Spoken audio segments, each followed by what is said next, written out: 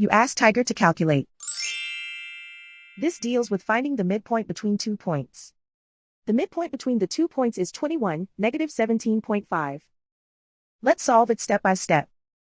Plot the 2 points and calculate the midpoint using the formula. The coordinates of point 1 are x1 equals 23, y1 equals 34.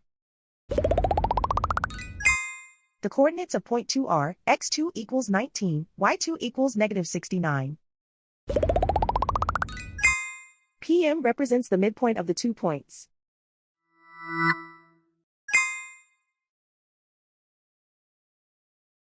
Use the x values in the midpoint formula to find the midpoints x. x1 equals 23.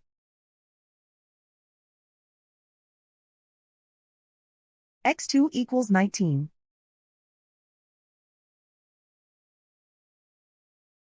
Simplify the arithmetic.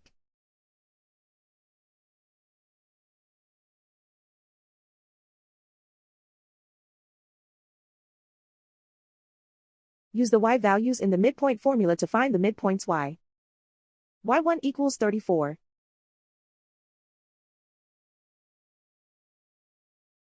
y2 equals negative 69. Simplify the arithmetic.